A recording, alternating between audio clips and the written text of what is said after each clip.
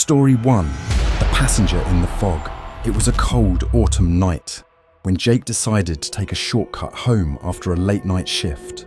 The fog that settled over the roads made it difficult to see more than a few feet ahead. As he drove through the back roads, he noticed a figure on the side of the road, waving frantically. At first, he hesitated. Picking up a stranger in the middle of nowhere seemed reckless, but the figure appeared desperate, shivering in the cold.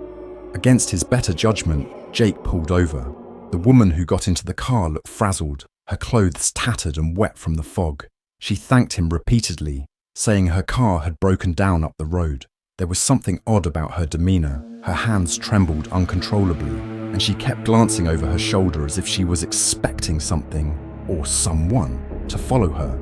Jake asked if she needed a ride to the nearest gas station, but her response made his skin crawl. "Just take me home," she whispered, her voice barely audible over the engine. When he asked for an address, she simply pointed straight ahead, deeper into the fog-covered road. As they drove, Jake tried to make small talk, but the woman stayed silent, staring blankly ahead. The uneasy feeling in his gut grew stronger with each passing mile. Something was very wrong.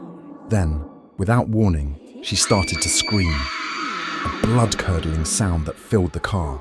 Jake slammed on the brakes, his heart pounding in his chest. Before he could ask what was wrong, she opened the passenger door and bolted into the mist, disappearing without a trace. Shaken, Jake drove to the nearest town and went straight to the police station to report the strange encounter. When he described the woman and the location where he picked her up, the officer's face went pale. "You're not the first person to see her," the officer said. "That woman died in a car accident on that road 10 years ago. People say she still roams the highway, looking for a ride home, but no one knows where home is." Story 2. The Phantom Road. Claire was running late for a friend's wedding in a rural town she had never visited before. Her GPS was glitching, sending her down winding country roads that she didn't recognize. The sun was setting, and she could feel panic creeping in as the sky darkened and the roads became more isolated. Eventually, her GPS rerouted and showed her an unfamiliar road labeled Old Pine Road. Without any better options, she turned onto it, hoping it would lead her to the main highway. But as she drove, the road seemed to stretch on forever, with no signs or exits in sight. After what felt like hours of driving, she noticed something bizarre. The road wasn't just deserted, it looked old. The asphalt was cracked, weeds growing through the gaps, and the trees that lined the road were gnarled and twisted. Claire checked the clock.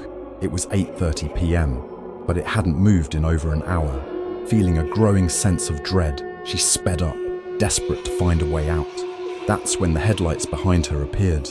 At first, she was relieved. Another car meant she wasn't alone, but the headlights quickly became unsettling. The car behind her was following too closely, its high beams blinding her through the rearview mirror. No matter how fast Claire went, the car stayed right on her tail, refusing to pass. It wasn't long before the other vehicle started honking, a long, eerie sound that echoed through the trees. Panicking, Claire tried to swerve off the road, but there was no shoulder, just a drop into a dense forest. She glanced in the rearview mirror again, and that's when she saw the driver, or rather, the lack of one. The car behind her was empty, its windows rolled down, and no one was inside. Claire's heart pounded in her chest as she gripped the wheel tighter, forcing herself to focus on the road ahead. She pushed the gas pedal to the floor, but the car stayed with her, its headlights illuminating the back of her car. Suddenly, the road ended. Without any warning, Claire skidded to a stop, narrowly avoiding crashing into a barricade. The phantom car behind her vanished into thin air, leaving only the sound of her own ragged breathing in the night air. Claire got out of the car, shaken, and walked up to the barricade.